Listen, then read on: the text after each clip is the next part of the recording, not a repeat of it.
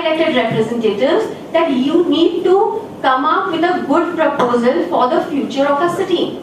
And not only the Indian Express, but all the newspaper editors had come together and ensured that they had carried a series of stories and had taken part in citizen public meetings.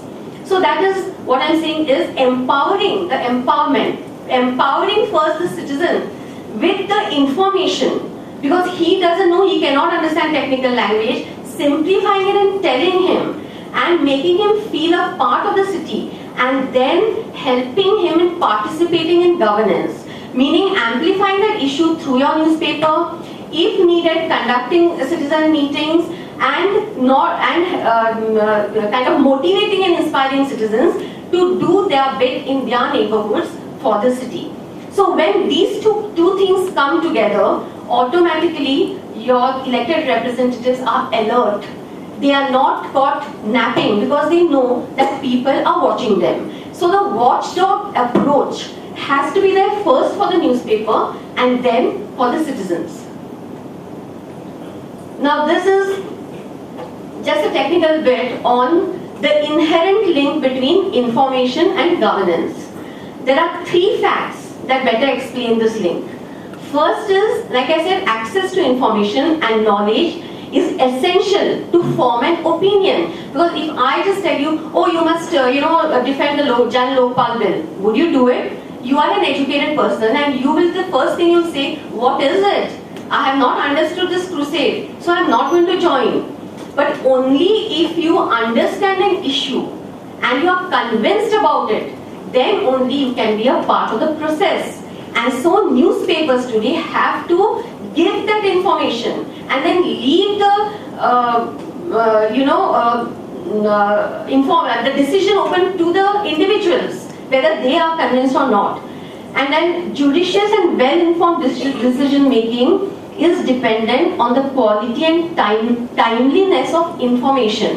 When the issue is something which is bothering your city and you need to know more about it, maybe you just know that there are some mining irregularities in your city and around, but you actually don't know what is happening.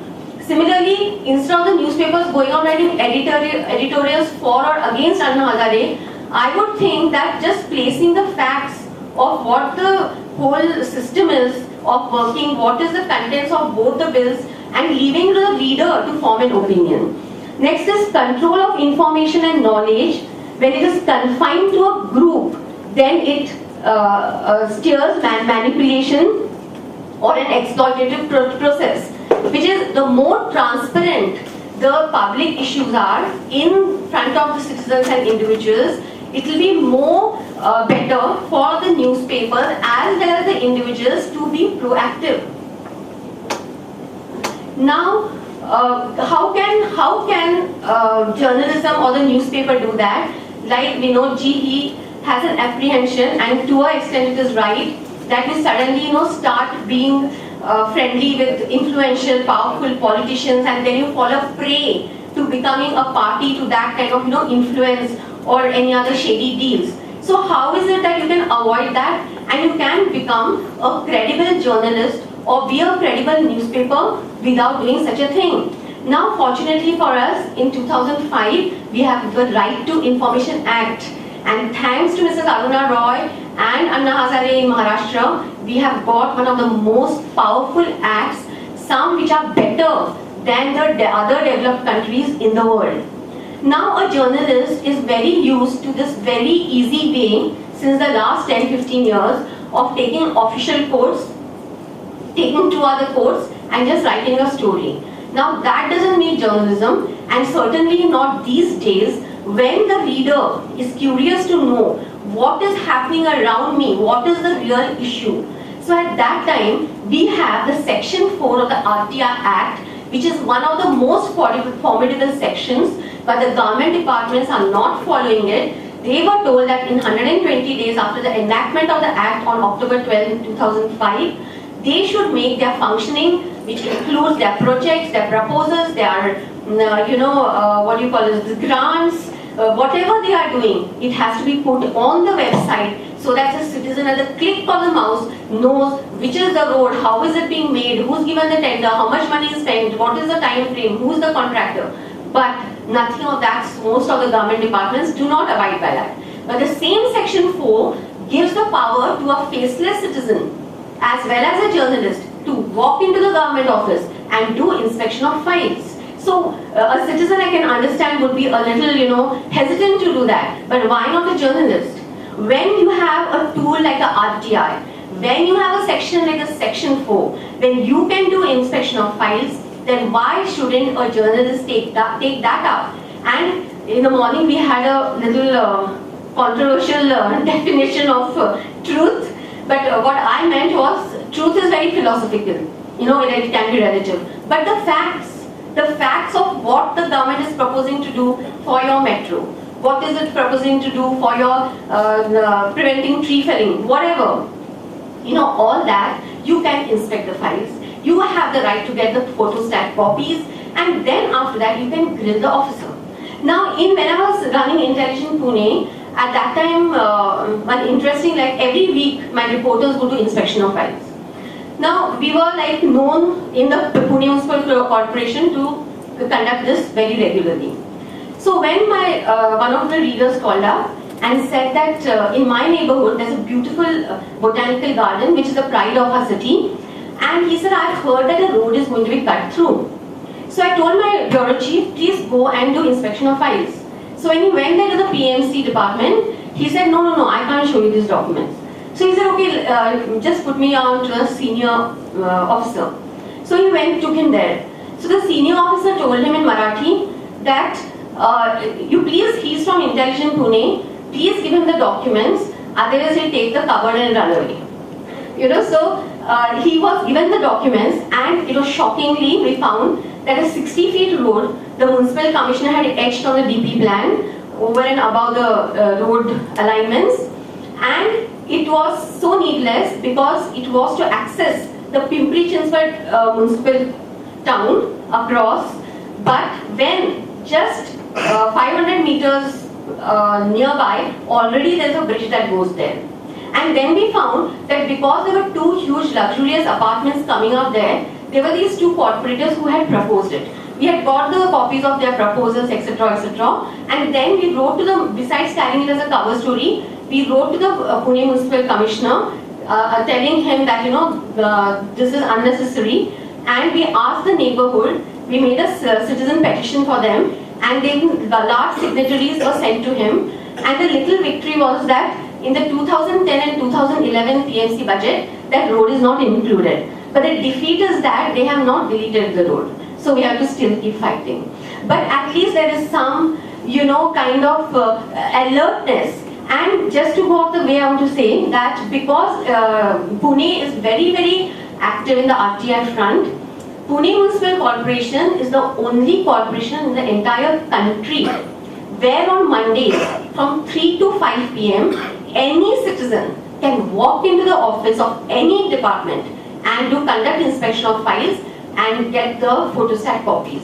From last Friday, the collector has made Friday as the day for citizens to walk into the office the entire day and inspect any documents. Now this had happened because not only that some RTI activists and users had followed this up, but the newspapers played a great part in propelling the State Information Commissioner, who is located at Pune, to direct these corporation and the collector's office to do so. So hence, the journalism has come into a very interesting stage in our nation. It is like Dilipji said in the morning, that finally people are going to be fed up of all this glamour and page 3. And that's the time the newspapers may learn a lesson as to how to go to issues which really citizens feel strongly about, but they don't know where to read and know. Now to just give you some examples. Now this photo, okay.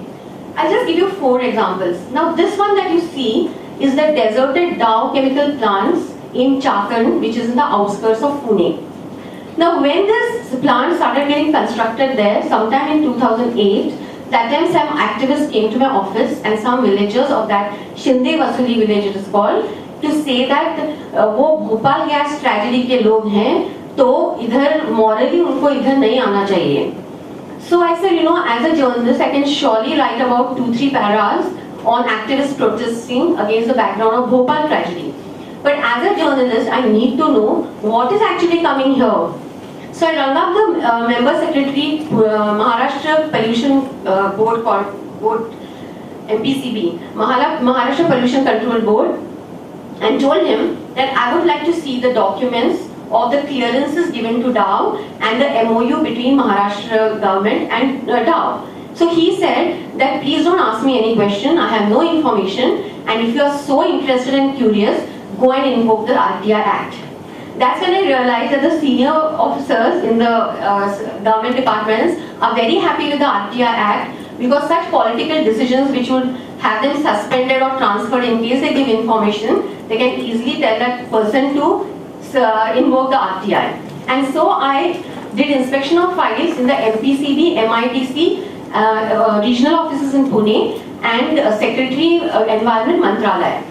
Now before that 1 week, Dow had given huge one-page ads in all the newspapers saying that they are purely a research center. By the way, for that research center they given 100 acres of land, and that they are going to not use any chemicals, instead they are going to enhance the social and the local environment around them. But I was most shocked to know that the document on the first page of the document said that they were given manufacturing license. And thereafter they had themselves stated that they would be using 80 chemicals, out of which 24 are under the Schedule 1 of the EPA Act. They had flouted their own river regulation policy where no chemical plant can come within 2 kilometers. They talked of enhancing environment, but town planning, the town department, one document showed that they had already cut 14,800 trees and shrubs. Then there were several other violations, and then armed with that information, I just thought that it's so silly to just confine myself to Intelligent Pune. So I held a press conference where the print media came in full bloom, and even the electronic media did promise to come, but at 11 o'clock, one of my friends in Star TV, he called up and said that, actually one builder, the daughter-in-law has made a police complaint that her father-in-law has molested her. And so we need to take her bites because some of us are going to run it the whole day. So, we'll come after that. So I just thought it was a travesty of our times. I just thought that this Dow Chemicals issue was important. But surely they did come at 1 o'clock and they did take the bites, and a couple of them carried it. But I must say that some prominent newspapers did not carry it, and they themselves rang up and said that our marketing department said that why are you killing our business? But thereafter, when the villagers started burning the equipment of Dow, and when all these kind of episodes happened, all the media highlighted the Dow issue. So then, after I got this information, so I also educated the villagers, saying that, if you have to at all fight, you should be fighting it on these grounds, rather asking the government about the environmental clearances and disaster management plans, etc., which is mandatory for chemical plants. Now it so happened that the Warkari community got involved with this because Indrayani is the sacred river, as you all know, and they didn't want that to be polluted. And therefore it spinned into a statewide agitation, and the then Chief Minister, Mr. Vilasrao Deshmukh, had to make a SOS call from London and ask Dow to stop construction. Now 6 months back, Dow gave an official press release saying that unable to bear the local protest, they are walking out of Pune district. Now in this case, is it that me, the journalist, has weaved a magic wand? No. It's just that you have empowered the faceless citizen with some crucial information which he wanted to know that would affect his environment, and thereafter the citizens empowered themselves and garnered it into a huge, agitation. So that's what I think, that we need to bring up the truth when I say is the facts, not depending on if I go and ask the collector, "Aisa ho raha hai kya?" He says, "No, aisa kuch nahi." Oh, villagers are just talking rubbish, But when I have the documents and I tell him, look, this is what it is. And then of course the monitoring committee was one, lots of things happened, we need to go into that. Now interlocked inside, this is another picture actually. I'll just go there and... Anyway, I have I've told you about the hills, so I need not repeat it. I've told you about the Aund botanical garden, so I need not repeat that. So I think I'll just skip this.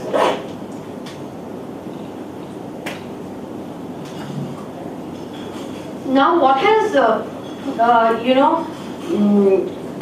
RTI Act? One thing that the journalists find out the real story, empower the citizens with that information. If need be, go out of their way and inspire citizens to take up campaigns. Now, the other thing has also happened, that a faceless citizen, no matter what he is, and I have a very interesting experience to narrate, that when the Maharashtra RTI Act came in 2003, Vinodji, a prisoner from the Yeroda Central Prison wrote a letter to our editor in the Indian Express. And what were the contents of the letter? Was that he was convicted for murdering his friend, he was serving a life term. But he was in the open jail because of his good behavior. But he has started food agitation in the bad quality food agitation in the prison, and therefore he was transferred to the closed jail. So he wrote a RTI application saying that please give me the Indian Prisons Manual Act 1964 to understand why I have been transferred to the closed jail. So the IG prison tore his application and threw it in the dustbin. And so he wrote in a beautiful English handwriting this letter to Mr. Prakash Kardare. So Mr. Kardare, who was the editor, so he asked me to follow up the story. So when I rang up the IG prisons, there was a flutter there. He was made to again rewrite that application, and within 24 hours, he was given the copy of the Manual Act. So in this case, what I am saying is that it's not necessary that only a journalist can get this information, but any faceless citizens, whether he's a criminal. Now, about 1 month back, I had written a story on Nathuram Gaikwad. He is a farmer from Mulshi Taluka.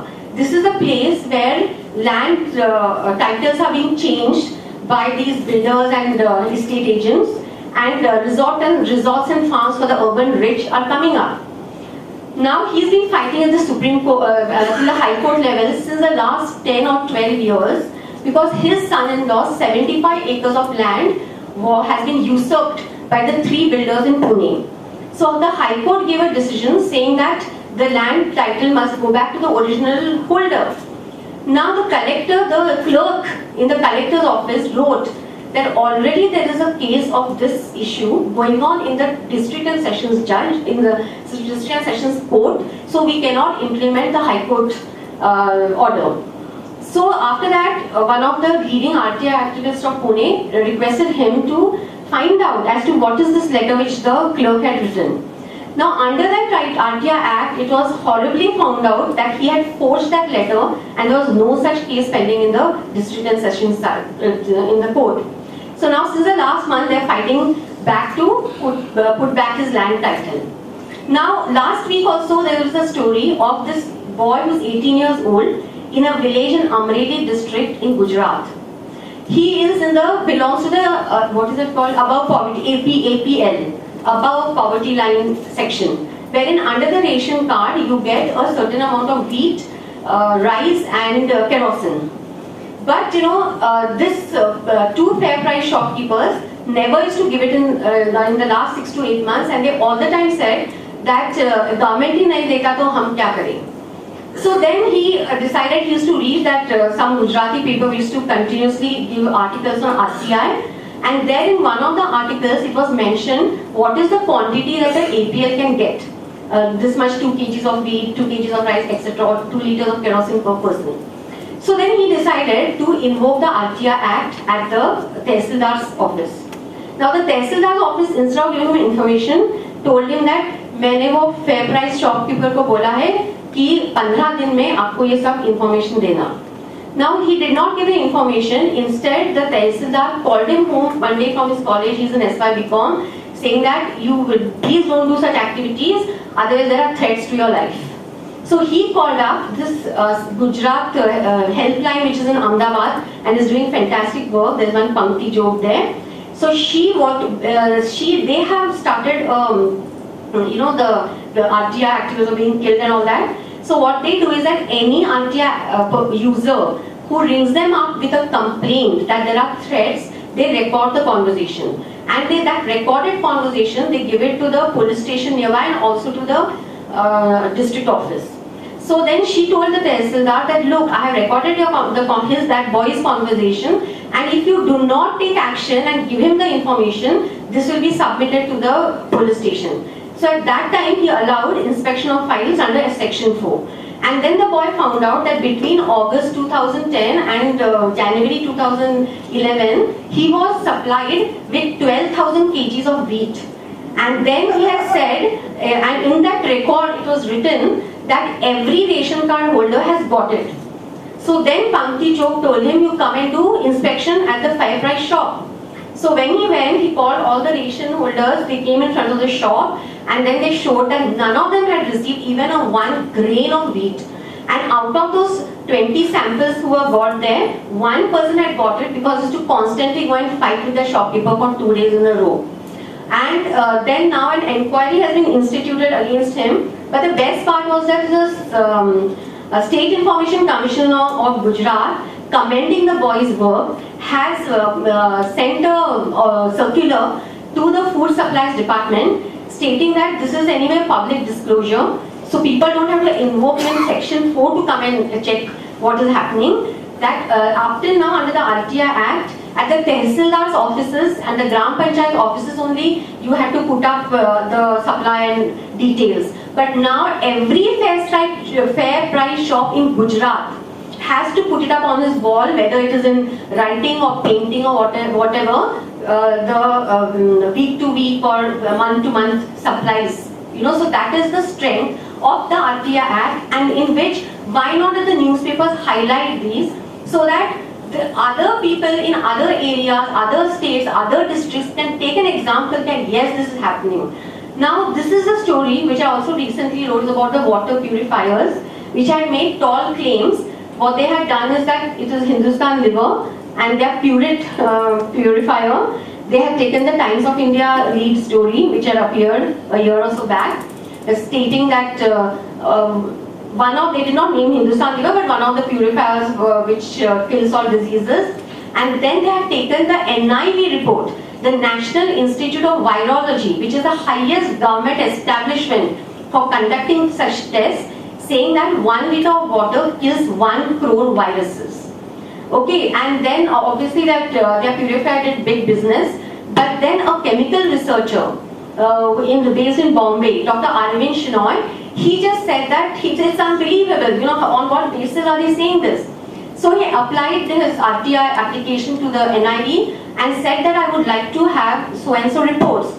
Now very shockingly it was found that the leading company like Hindustan Liver had exaggerated 100 times, and not only that, the NIV scientists, eminent scientists, had published a report in this international scientific journal, and one of the ethics under the US EPA norms says you cannot name any company, but they had actually written that these eight purifiers, Unit 1, Unit 2, Unit 3, and then they had mentioned Pureit of Hindustan Liver. So, you know, they had mentioned the name of the company in an international journal. And then the researcher brought that out, but then when he held a press conference, he met a similar fate because nobody came for the press conference. Since Hindustan Liver is a very big advertising company. But nevertheless, when I did the story, then, not after I did it, but after it all came out in the newspaper and this man, he invoked it, the Hindustan Liver has changed their ad. And very interestingly, they also sell the same purifier in Brazil, Mexico, and who stays in Pune. And sometime in October last, he went to take out money from his ATM card. So he put in for 1,000 rupees, but that did not get credited to him. So he again pushed his card and then he got the 1,000 rupees. But in the night when he went online, he found that 2,000 rupees have been debited. So he wrote to the Bank of India, Bank of India, saying that please credit the amount back to my account. Then he waited for 15 days, nothing happened. Then again he wrote to them because while he was just trying to understand how he could get the bank to do it, he stumbled upon the Reserve Bank of India website. Now that website clearly stated that if this such ATM money is just debited wrongly, then within 12 days you have to credit it to the person's account, and if you do not do so, then you have to pay ₹100 extra per day. Now, by the time he tried to persuade them, it was already 65 days. Then on the 65th day, he decided to invoke the RTI Act and with an application asking how many such other customers are there like mine to whom the amount has not been debited. And then quickly, can you believe it, within 12 hours, 6,500 rupees was credited to his account at the rate of 100 rupees per day on his 1,000 rupees. But he said he doesn't want to stop at just his case. Now he is fighting. He has sent the letters to all banks asking for details, and shockingly so, the Bank of India gave information saying that something like 5 lakh rupees in 2011 itself were credited to the accounts to only some 8 to 10 persons. So, you know, this is the kind of working, and thereafter, after this article appeared, this Reserve Bank of India has now lessened the days from 12 days to 9 days.